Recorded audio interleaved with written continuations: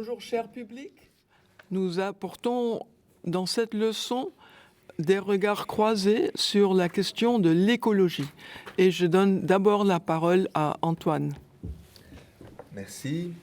Je voudrais partir du fait qu'il y a une prise de conscience croissante, je pense, aujourd'hui, d'abord du fait que notre mode de développement est écocide, va contre le développement harmonieux de la nature, et que, et tous les rapports du GIEC le montrent, et que ce développement écocide est basé sur des faux postulats métaphysiques, notamment le rationalisme cartésien qui sépare l'âme et le corps, et donc le monde naturel du monde spirituel, mais aussi, d'une certaine façon, religieux. Il y a eu, y compris chez les religieux, quelles que soient leurs différentes appartenances, une tendance à interpréter les fameux récits de la Genèse où l'homme est appelé à dominer la nature plutôt qu'à participer à sa transfiguration. Donc il y a une prise de conscience aujourd'hui du fait que voilà, il faut changer de base métaphysique pour arriver à un mode de développement harmonieux. Et je dirais que c'est urgent. Je ne vais pas donner trop de chiffres, mais chaque seconde, 634 000 kilos de déchets sont déversés dans les océans. Ce qui aboutit à ce fameux 6e continent de plastique qui fait 110 fois la taille de la Belgique. Bon, voilà, c'est des réalités, il y en a bien d'autres qui sont absolument dramatiques et qui nous obligent à discuter ensemble, chrétiens,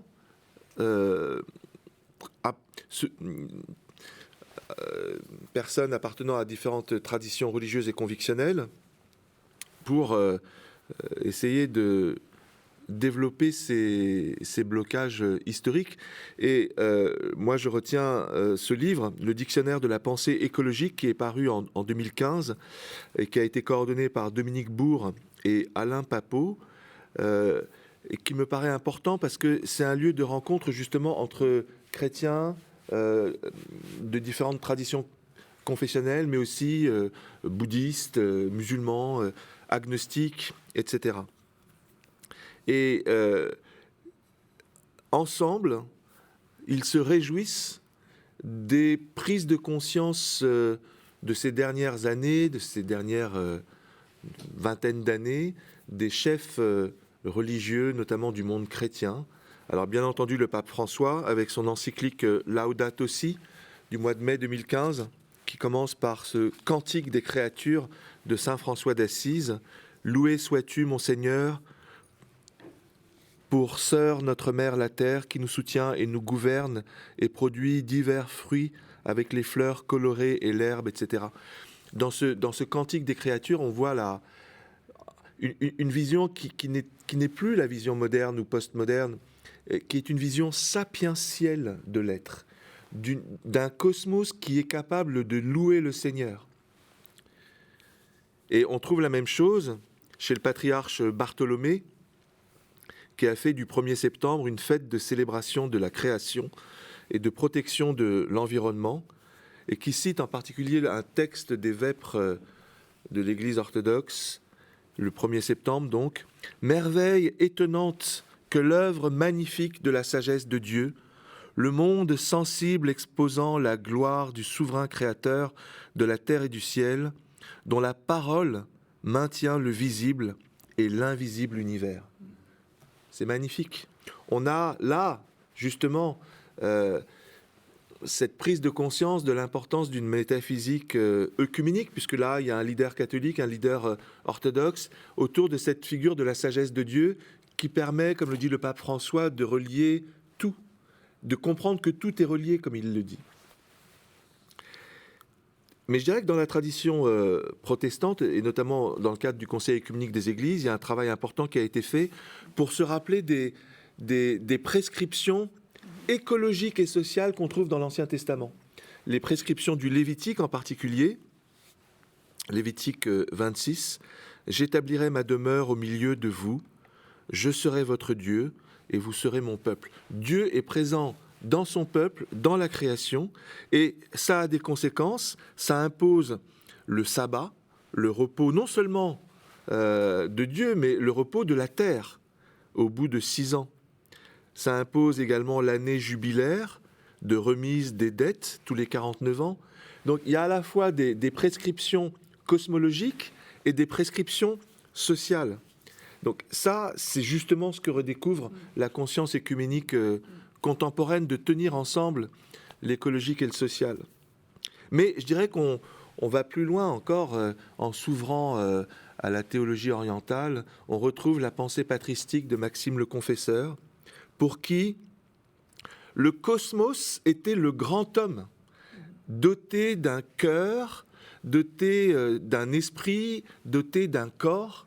Et le petit homme était finalement en interaction avec Dieu et avec le cosmos, pour que le monde entier soit comme un buisson ardent à travers lequel des épiphanies, des manifestations de Dieu puissent apparaître. Et le travail de l'homme, c'est de nommer, c'est de porter à cette transfiguration.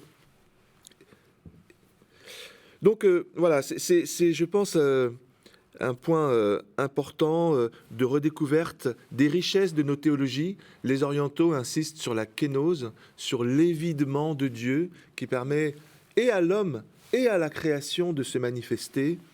Ils parlent de périchorèse, une sorte d'eucharistie cosmique, d'interpénétration des énergies divines dans les énergies terrestres et réciproquement.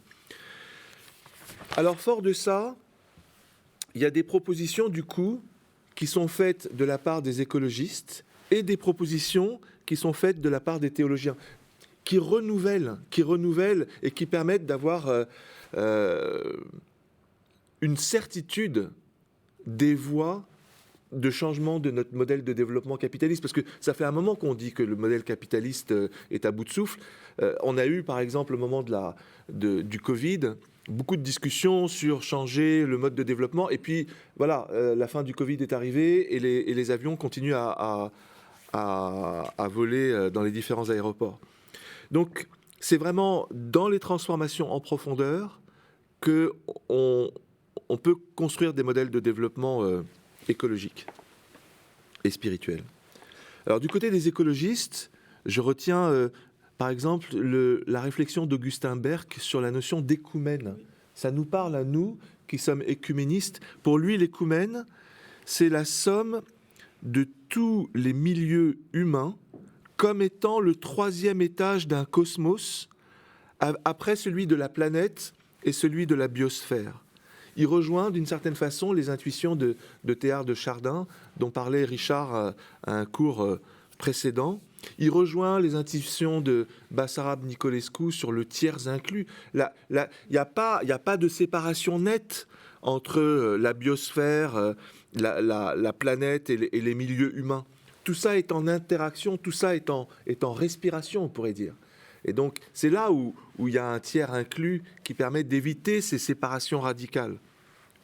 Ça rejoint, et c'est la deuxième chose que je retiens des propositions des écologistes aujourd'hui, quels que soient leurs horizons religieux ou pas, une économiste britannique qui s'appelle Kate Raworth, qui a publié un livre qui s'appelle L'économie du donut. Le donut, c'est le beignet. Et elle dit le beignet avec un trou au milieu. Elle utilise cette image pour parler d'économie circulaire, mais avec une double limitation. Les limitations planétaires, et donc ça c'est la partie supérieure du beignet, et dans les limitations planétaires, il y a le réchauffement climatique, l'acidification des océans, les pollutions chimiques, etc. Et puis la partie inférieure du donut, du beignet, c'est les frontières sociales. Pour un développement harmonieux, il faut des critères de santé, d'alimentation, d'éducation, de paix, bien sûr, de salaire. Voilà. c'est important, cette économie du donut, parce que ça permet un nouveau mode de développement qui ne soit pas basé sur les critères productivistes du produit intérieur brut, qui se moque totalement de la nature et qui ne parle pas du type de ressources des énergies. Donc, par ce type d'économie sapientielle, elle met en tension l'approche orientale qui est basée sur l'harmonie du yin et du yang, et l'approche occidentale qui considère que le développement ne peut pas non plus être sans les êtres humains, sans le social. Et puis il y a une troisième proposition, il y en a bien d'autres, mais que je retiens parce que je pense qu'elle est convergente avec ce que disent beaucoup de théologiens. C'est l'écologiste belge qui s'appelle Gunther Pauli, qui est né en 1956 et qui a développé le concept d'économie bleue. C'est cette idée d'une économie qui n'est pas fondée sur l'opposition entre le déchet et le bien, mais qui au contraire considère que les déchets des uns sont les matières premières des autres. Donc c'est vraiment une économie du recyclage, une économie qui permet à toute une chaîne d'acteurs de contribuer positivement à une économie harmonieuse. Voilà. Donc ça, c'est quelque chose qui parle aux théologiens.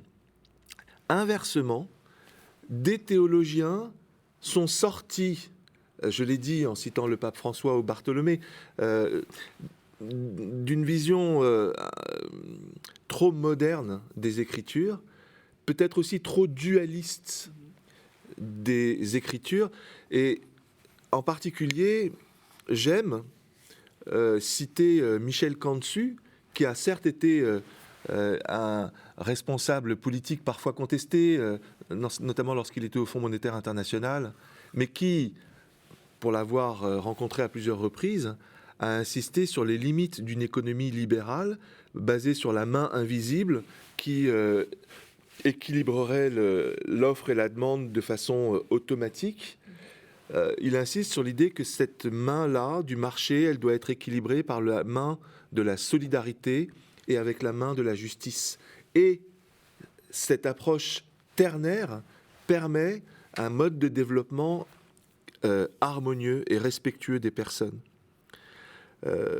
Il y a aussi des théologiens qui disent attention, dans la pensée écologique, il peut y avoir la tentation de mettre l'être humain de côté. L'être humain a été tellement écocide que finalement c'est un danger pour la nature, et on en vient à un certain relativisme et on en vient à mettre au même niveau les amibes. Les amibes qui se trouvent dans les océans, qui sont indispensables, bien entendu, à la production de l'oxygène, mais comme si elles étaient de la même importance que l'être humain, tout court.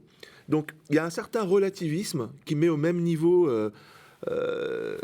une construction comme le pont de Brooklyn et une autre construction comme une toile d'araignée. Non, on ne peut pas mettre ça au même niveau. Et il faut hiérarchiser. Et je pense que il peut y avoir un danger dans une certaine pensée écologique radicale de relativiser le rôle des personnes. Et pour une métaphysique œcuménique, la personne doit être centrale. C'est pas contradictoire avec une approche sapientielle de l'économie et du monde. Et puis il y a un dernier point qui, à mon avis, est important aussi, d'une théologie qui a pu parfois être dans le passé binaire et qui, ces 50 dernières années, grâce au dialogue écuménique, est devenue de plus en plus trinitaire. Et j'utilise le terme de trinitaire en référence au dogme trinitaire d'un seul Dieu, une seule personne, en trois hypostases, en trois consciences de soi, Père, Fils et Saint-Esprit. Olivier Clément en particulier a dit que ce n'était que par cette conscience trinitaire qu'on pouvait équilibrer le sens oriental de la compassion à l'égard de tous les êtres naturels avec le sens occidental de la personne qui implique la rupture de la liberté. Voilà. C'est deux principes qui ont tendance à s'exclure, mais qui en réalité sont compatibles, complémentaires, si on a en vue la vie trinitaire. Et donc je voudrais terminer par une citation d'Olivier Clément qui permet de tenir ensemble ces deux pôles de l'harmonie et de la personne, dont on a bien vu qu'elles étaient essentielles pour une économie circulaire, une économie du donut chez Kate Raworth. Donc c'est une citation d'Olivier Clément. Surunité, triunité. Le Dieu vivant est l'abîme, mais il est aussi l'amour, unité absolue et source de toute unité, mais aussi différence absolue et source de cette différence qui rend possible la tension des singularités, leur rencontre, leur communion. Merci beaucoup, Antoine. Merci.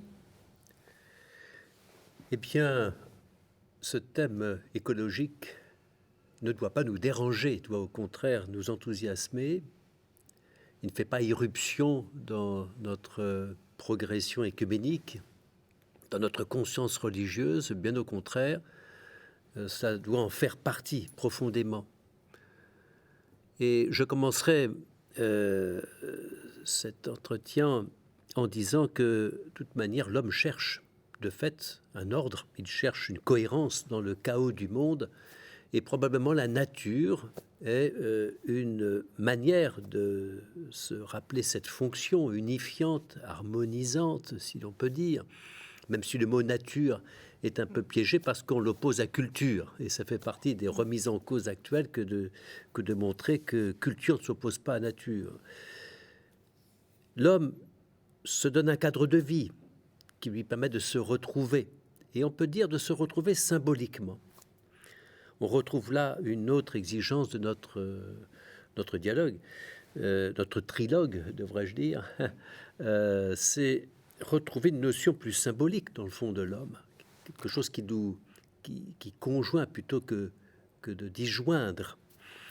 Retrouver un ordre, un sens, peut-être une transcendance aussi, où l'homme se sait récepteur d'une réalité qui le dépasse en l'humanisant,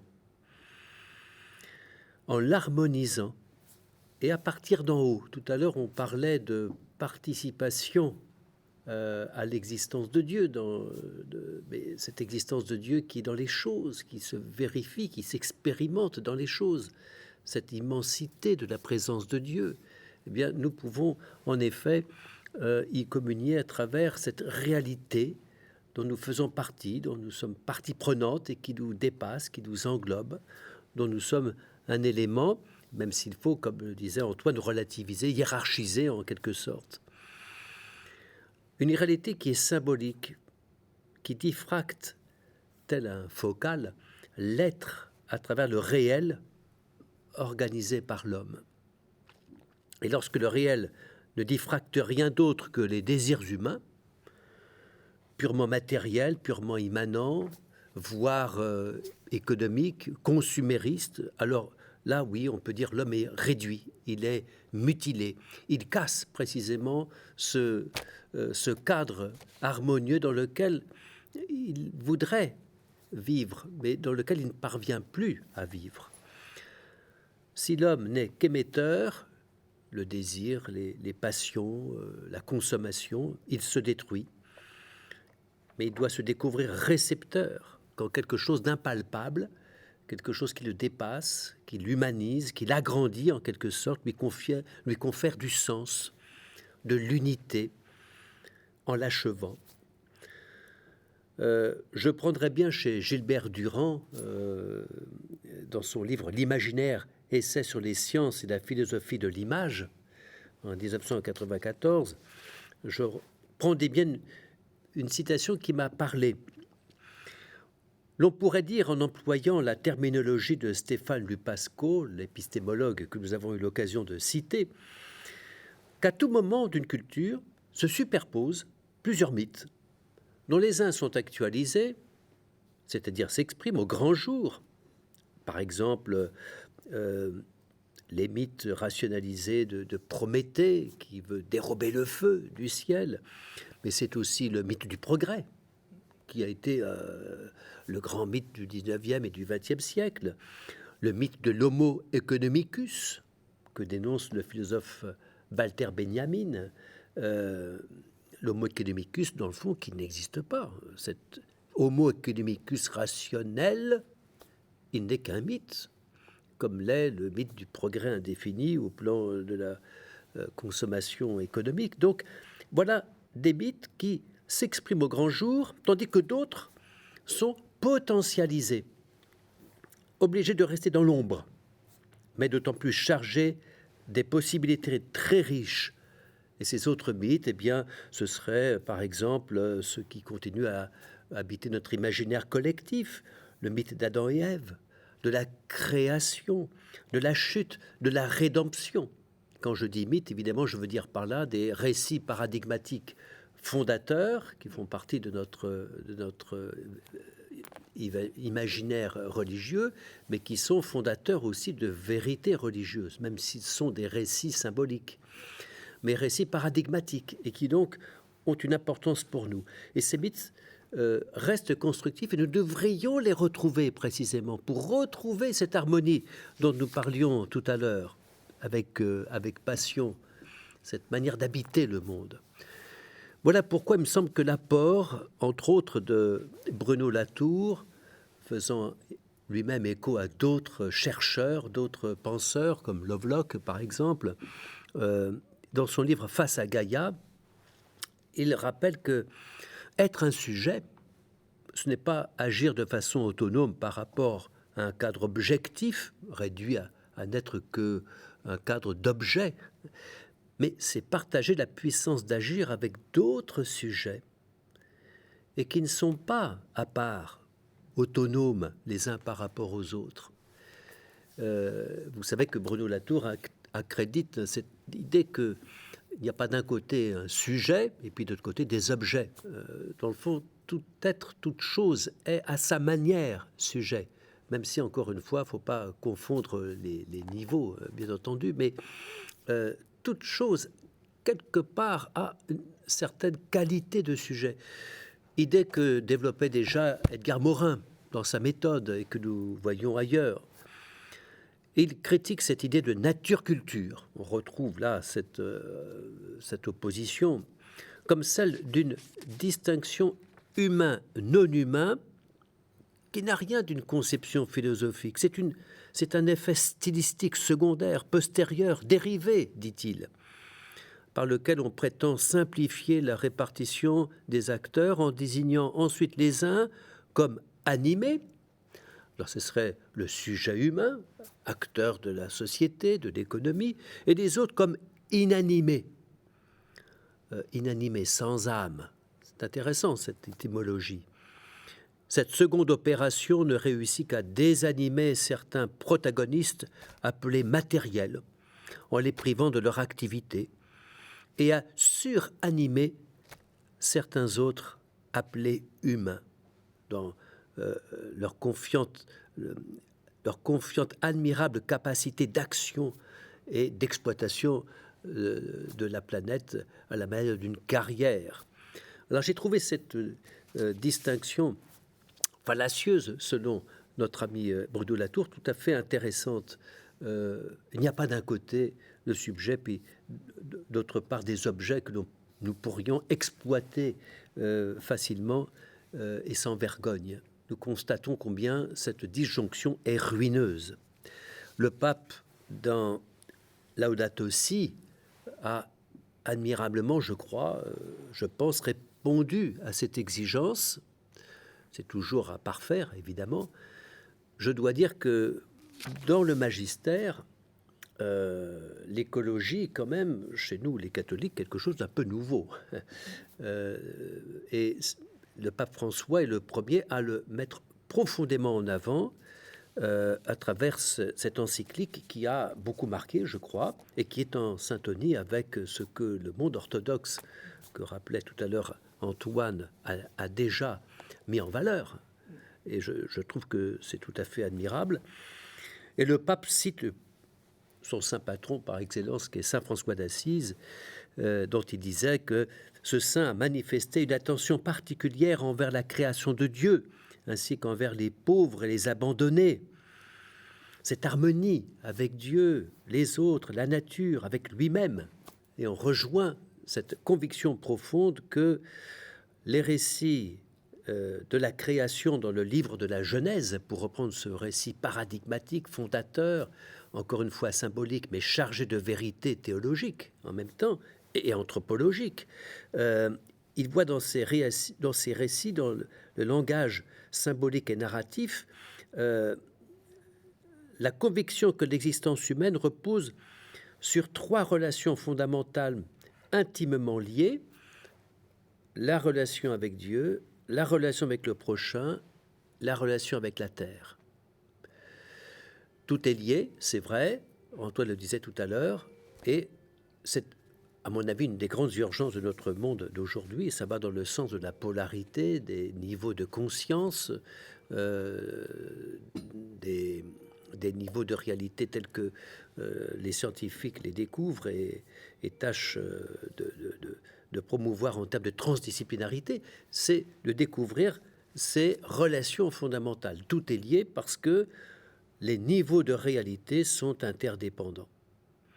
Et tout notre problème, c'est précisément de redécouvrir la dimension spirituelle, métaphysique, voire religieuse, sans laquelle une clé nous est retirée. La clé surnaturelle, nous dirions nous chrétiens, je pense que nous avons raison, et qui permet de tenir les autres réalités. Selon la Bible, les 3 relations vitales ont été rompues, non seulement à l'extérieur, dans notre contexte de vie, et notamment planétaire, mais aussi à l'intérieur, sur le plan spirituel, ce qu'on appelle le péché. Parce qu'il faut en venir là, finalement, ce péché de convoitise par lequel l'homme agresse la création. Nous ne sommes pas Dieu, écrit le pape François. La terre nous précède et nous a été donnée. Cela permet de répondre à une accusation lancée contre la pensée judéo-chrétienne, selon laquelle, en voulant dominer la terre, nous l'aurions arraisonnée, nous l'aurions réduite, nous l'aurions exploitée. Et cette interprétation de la Bible ne serait évidemment pas correcte. S'il est vrai que parfois, nous les chrétiens, nous avons mal interprété les Écritures, nous devons, écrit le pape François, rejeter aujourd'hui avec force que du fait d'avoir été créé à l'image de Dieu et de la mission de dominer la terre, découlerait pour nous une domination absolue sur les autres créatures. Non, il est important de lire les textes bibliques dans leur contexte avec une herméneutique adéquate et de se souvenir qu'ils nous invitent à cultiver, à garder le jardin du monde, ce que signifie dans le fond cultiver, qui est labourer, défricher, travailler, garder, protéger, sauvegarder, préserver, soigner, surveiller. Et c'est pourquoi la législation biblique s'attarde à proposer à l'être humain des normes qui sont respectueuses. Et le pape cite Deutéronome 22, si tu vois tomber en chemin l'âne ou le bœuf de ton frère, tu ne te déroberas pas. Si tu rencontres en chemin un nid avec des oisillons ou des œufs sur un arbre ou par terre, et que la mère soit posée sur les oisillons ou les œufs, tu ne prendras pas la mère sur les petits. Voilà, comme un exemple de cette communion, d'une certaine manière, avec le créé. Moi, je me plais à dire que tout sera transfiguré, et pas simplement l'être humain, mais tout son cosmos avec lui. Création, ça signifie plus que simplement nature, parce qu'il y a un rapport avec un projet de l'amour de Dieu dans lequel chaque créature a une valeur et une signification.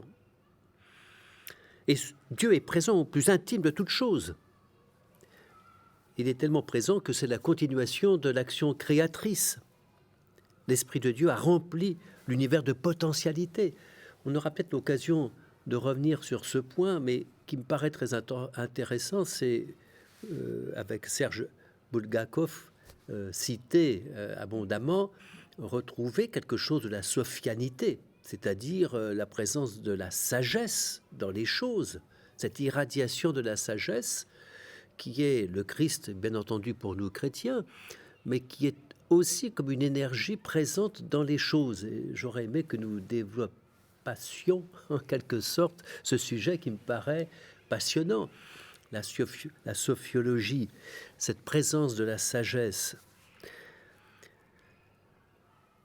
Les autres êtres vivants, écrivait dans son encyclique le pape François, ne sont pas de purs objets soumis à la domination humaine arbitraire. Donc ne pas concevoir la nature comme séparée de nous ou comme simple cadre de notre vie. Nous sommes en partie et nous sommes enchevêtrés avec elle. Nous sommes inclus en elle, nous en sommes une partie et nous sommes enchevêtrés avec elle. Ces interactions des systèmes naturels entre eux et des systèmes sociaux, puisque comme nous le savons, le pape François, dans cette encyclique, rappelle encore une fois le lien entre le respect de la création comme maison commune, mais aussi les relations sociales, la protection des plus fragiles de la nature, mais aussi des pauvres, la pauvreté, c'est-à-dire tâcher de soulager les misères que nous connaissons tellement encore aujourd'hui. Il n'y a pas deux crises séparées, l'une environnementale et l'autre sociale, mais une seule et complexe, qui est une crise socio-environnementale. Voilà, je termine sur une phrase de Grégory Quesnay, commissaire de l'exposition Anima de Laurent Grasso. Notre possessivité de la nature est affaiblie, les résonances l'emportent sur la causalité appauvrissante. Au lieu d'être la somme des objets possédés, le monde devient l'unité de toutes les places accordées aux entités qui le peuplent. Merci. Merci beaucoup aux orateurs précédents. J'ai de mon côté, concernant l'écologie, 3 propositions à vous soumettre. La première, devenir poreux aux sciences du vivant. Juifs et chrétiens, nous nous abreuvons à 2 sources, la biblique d'une part et la grecque de l'autre. La source de la science, de la spéculation, de la philosophie, que je suppose ici juxtaposée à la Bible, ce qui en réalité n'est pas vrai, je simplifie. La Bible est elle-même aussi philosophie. Mais on suppose donc ces 2 sources. Eh bien, aujourd'hui, cette double source nous conduit à nous intéresser aux œuvres, aux productions, aux avancées de la part des éthologues, des botanistes, sur ce que j'appelle ces autres vies que la mienne. C'est un titre d'un bon roman d'Emmanuel Carrère. Donc je détourne les autres vies que la mienne, des vies en particulier plus microscopiques. Ce qui fait que nous aurons dans une main, je fais la démonstration, dans une main nous aurons la Bible, et puis de l'autre nous aurons des travaux, par exemple d'une ornithologue, Vinciane Desprez, habiter en oiseau. Est-ce que nous sommes capables d'habiter en oiseau? On peut y tendre, on peut essayer de comprendre les territoires des oiseaux qui sont leur manière d'habiter. Baptiste Morisot également, Manière d'être vivant, qui nous propose de refaire connaissance avec 10 millions d'êtres vivants. Il y a 10 millions de manières d'être vivant. Il n'y a pas une seule manière, la manière humaine. Et Emanuele Coccia, La vie des plantes, avec les points de vie des végétaux. Et même le portrait d'un arbre, par Laurent Tillon, Être un chêne. Nous avons eu ici au Bernardin la chance d'avoir pendant plusieurs années un séminaire avec Bruno Latour concernant l'insensibilité chrétienne à l'écologie. Et ces auteurs que je viens de citer, j'ai eu la chance de les découvrir grâce à ce séminaire. On transforme le regard en surplomb extérieur au règne animal, végétal et minéral. La perspective humaine se convertit pour écouter tous ces peuples qui n'ont pas la parole, mais avec lesquels nous faisons monde commun. C'est la collection des mondes sauvages aux éditions Actes Sud est tout à fait exemplaire dans ce sens. Une attitude à laquelle déjà les Écritures invitent, pour qui avait l'oreille dressée dans ce sens, et que François d'Assise incarnait de son vivant. Informés que nous serons alors par les progrès de ces sciences, on remplace la notion trop statique de biosphère par le concept de zone critique. Pourquoi est-ce que c'est intéressant, zone critique? C'est que cela permet d'inclure la dynamique du domaine minéral, qui est souvent oublié. En réalité, ce sont l'érosion des roches, l'érosion minérale, et l'activité tectonique, donc les plaques tectoniques, qui concourent à rendre viable la troisième planète du système solaire. C'est fondamental dans la viabilité planétaire, l'habitabilité planétaire. Se laisser instruire par ces nouvelles manières de penser doit nous conduire à renoncer à la domestication indue des vivants. Non, tous les vivants ne vivent pas en maisonnée avec maman, papa et la fratrie. Donc je me permets ici une note critique contre l'utilisation qui, à mon avis, est, disons, un peu, c'est le problème d'une inflation, d'une métaphore. Je n'aime pas que l'on parle de notre planète comme une maison commune. Il me semble que maison commune, c'est indûment anthropocentrique. Dire maison commune ne permet pas de comprendre l'altérité radicale. Par exemple, les océans, les géants qui habitent les océans, mais aussi le plancton. Ils ne sont pas organisés en maison commune.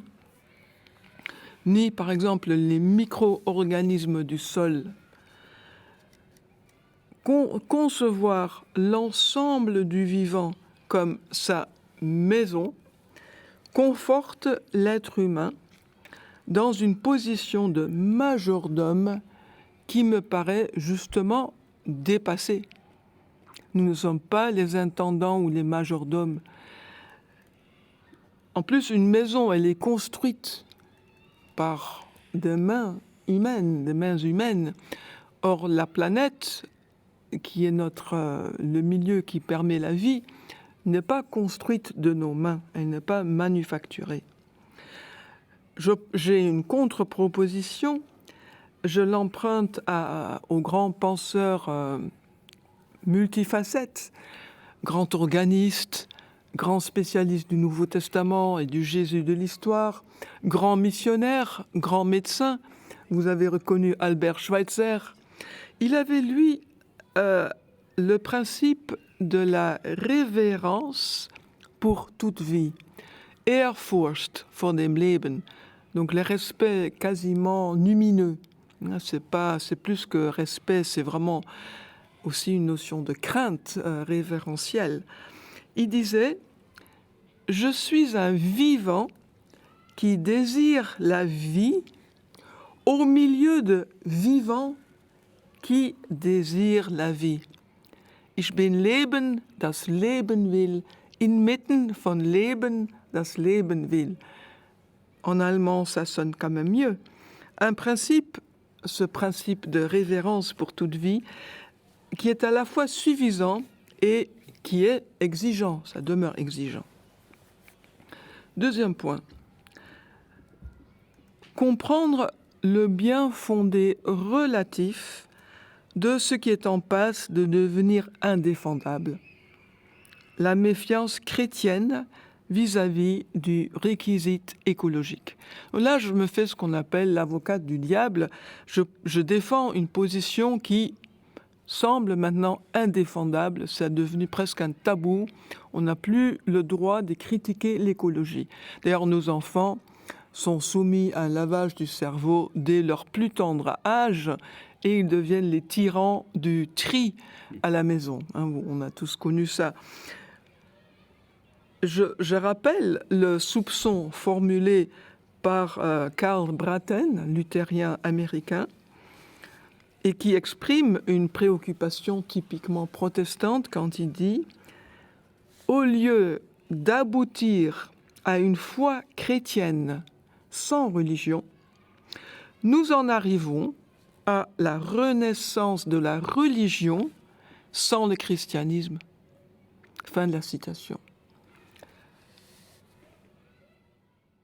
Le mot valise éco-théologie n'est pas heureux.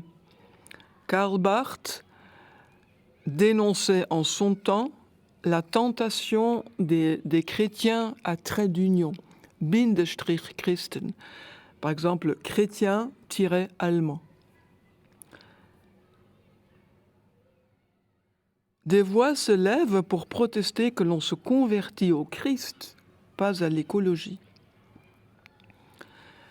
Ma proposition, c'est donc de refuser de parler d'éco-théologie, non pas parce que c'est faux, au contraire, parce que c'est un pléonasme.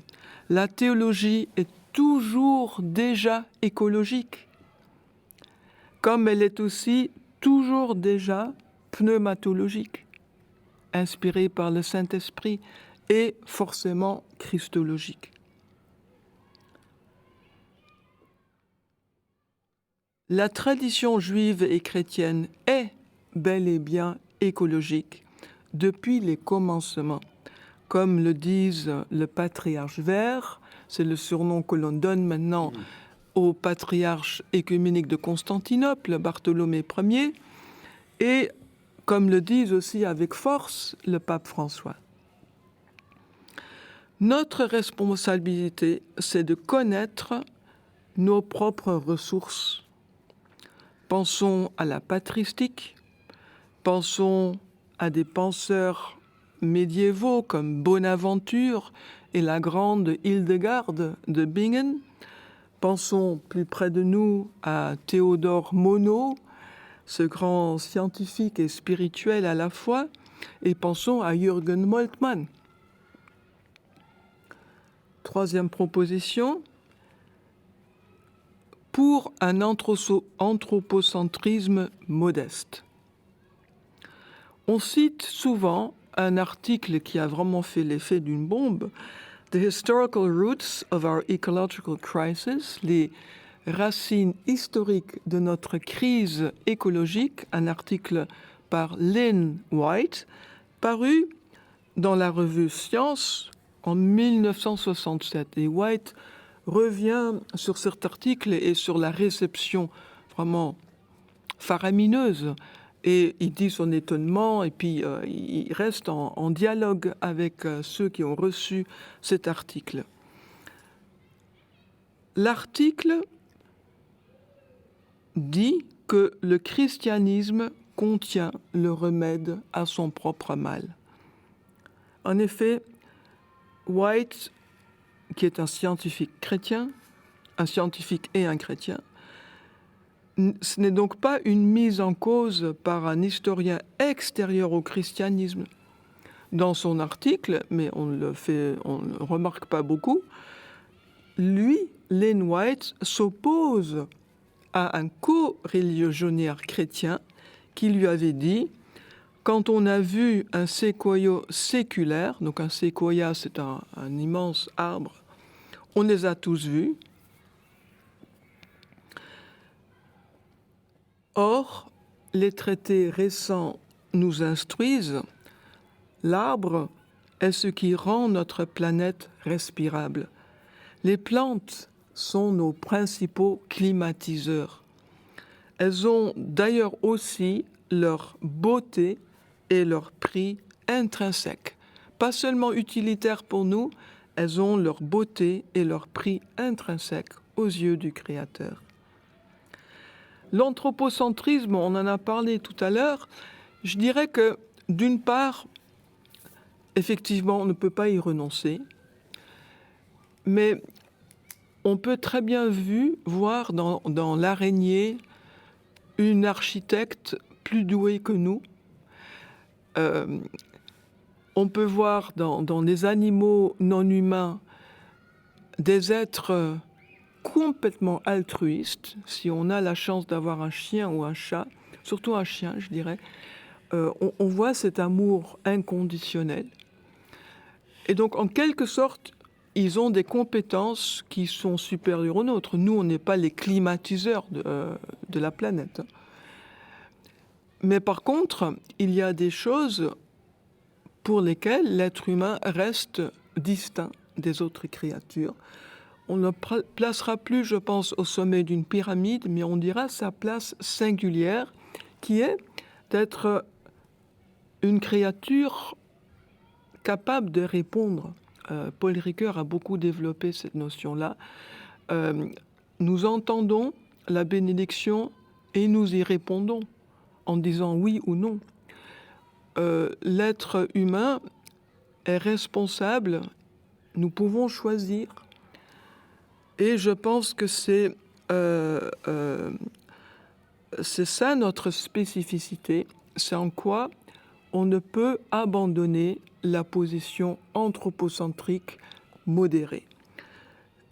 Et pour conclure, parce que par convergence, c'est amusant de voir, nous finissons tous par citer le Deutéronome. C'est la vie et la mort que j'ai mise devant toi, c'est la bénédiction et la malédiction. Tu choisiras la vie. Fin de la citation de Deutéronome 30. Merci. Merci Anne-Marie. Je pense que c'est important là encore, nous soyons convergents sur ces questions d'écologie, d'apport des différentes traditions spirituelles, d'apport aussi de la réflexion écologique. Mais moi, je voudrais quand même revenir sur des nuances qui sont des nuances importantes.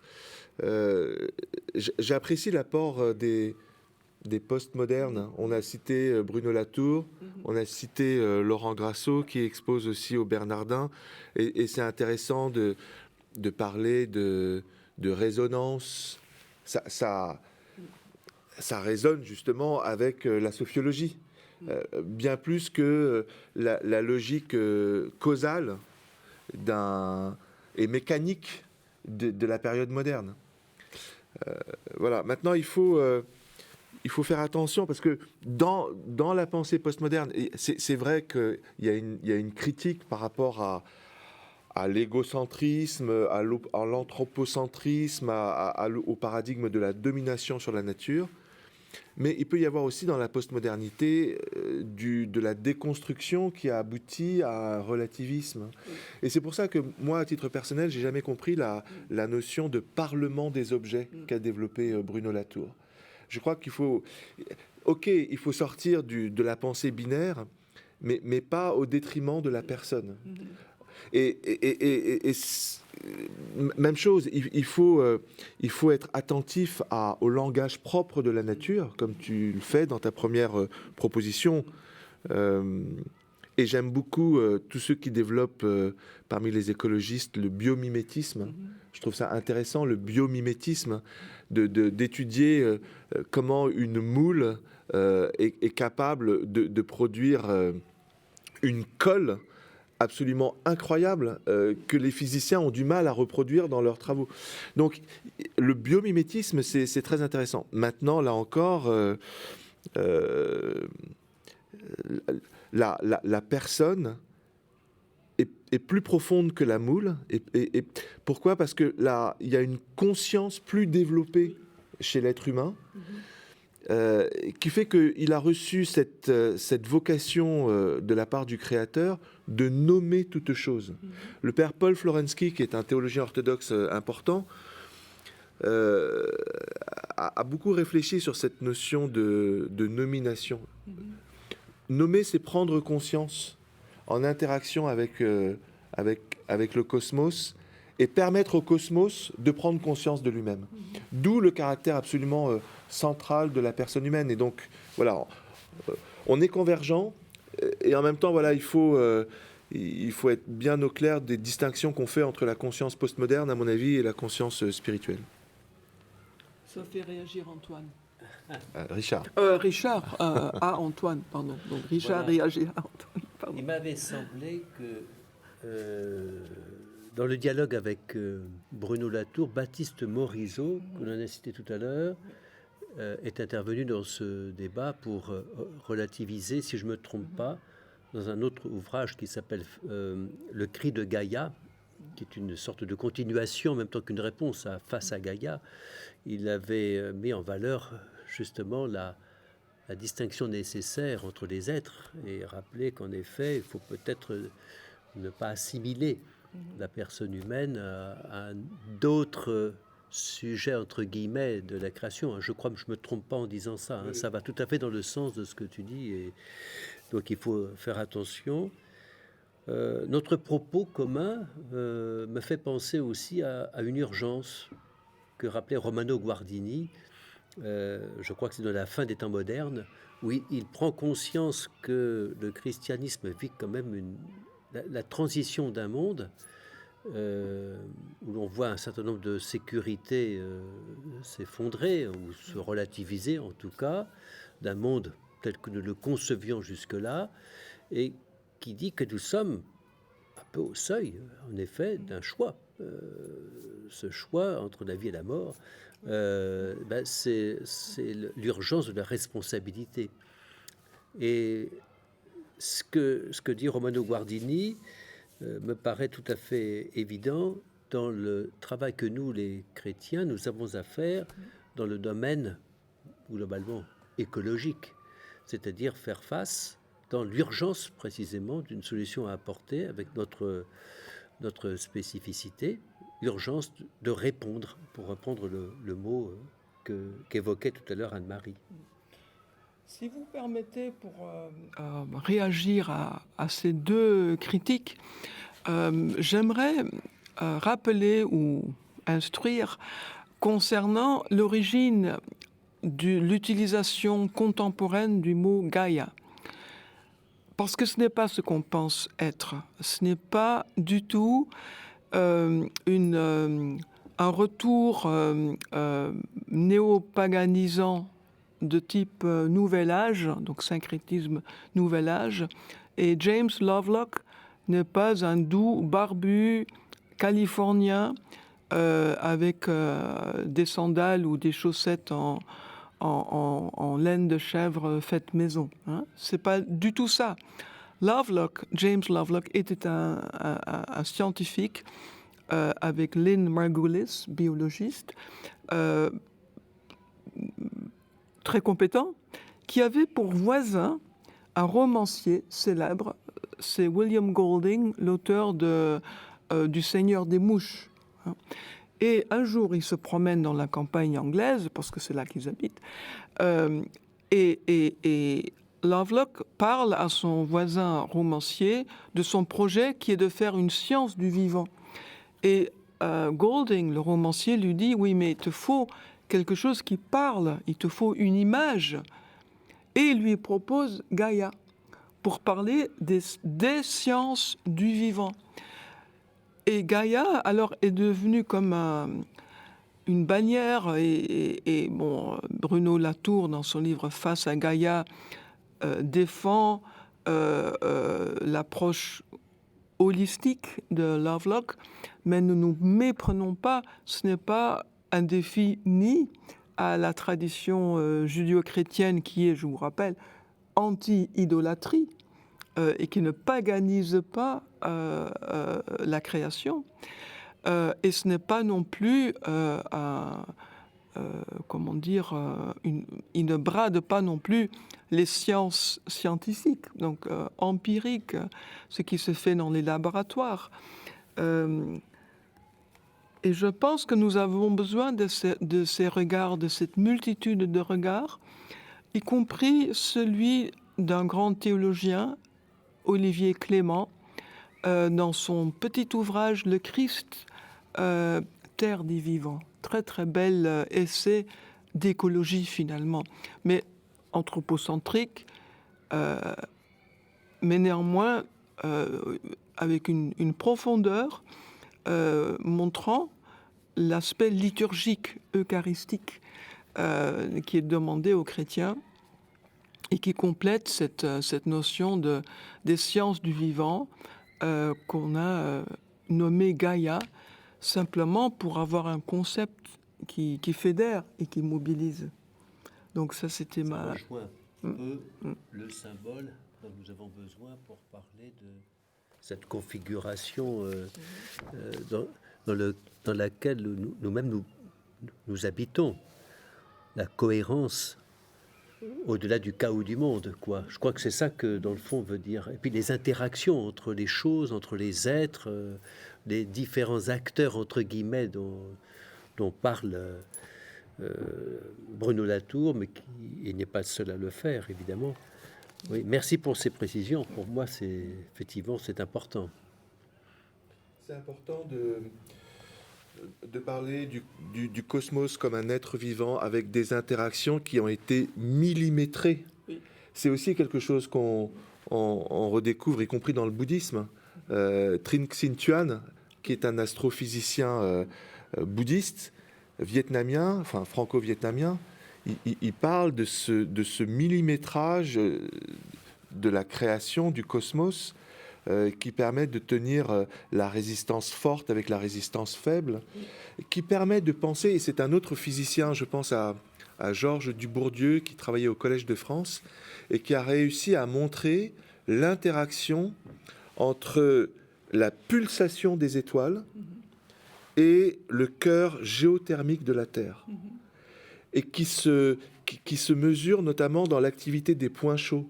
Par exemple, dans le Cantal, on a un point chaud et qui permet aussi d'anticiper les éruptions volcaniques, les séismes, etc. Donc, il y a quelque chose d'extraordinaire.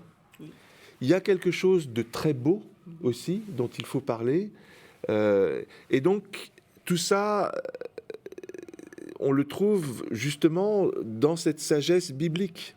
La sagesse biblique, elle est ce principe d'une pureté totale, d'une intégrité totale, d'une beauté absolue qui est là et qui, parce qu'elle est créée, respecte la liberté et parce qu'elle est divine, conduit le monde vers ce buisson ardent dont je parlais et dont l'Apocalypse nous dit qu'elle est la rencontre entre la Jérusalem terrestre et la Jérusalem céleste. Donc ça veut dire le monde qui n'est pas forcément chrétien, croyant, il a intérêt à se mettre à l'écoute de ce que les différentes traditions, qu'elles soient bouddhistes ou chrétiennes ou judéo-chrétiennes, apportent pour la connaissance de l'environnement. Je pense que c'est ça qui est important. Dans les 3 minutes qui nous restent, je voudrais juste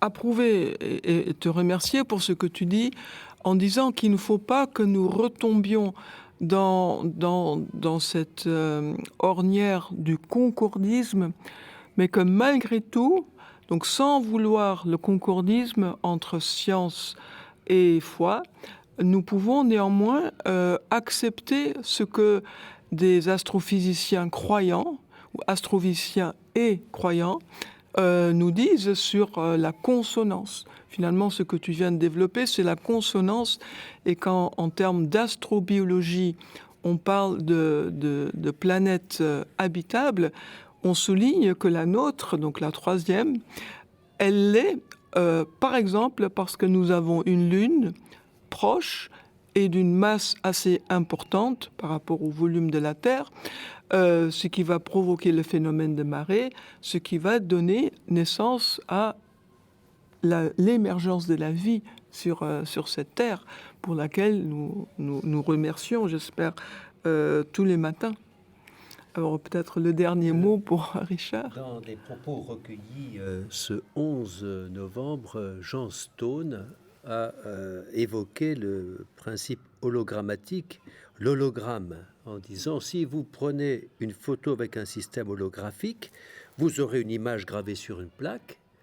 Si vous cassez la plaque en deux, eh bien, et que vous l'éclairez par un laser pour lire l'image qu'elle contient, vous retrouverez l'image de la totalité et non pas une moitié de l'image, quoique avec une moins bonne définition.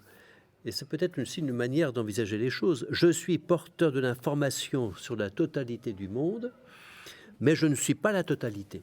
Ah oui.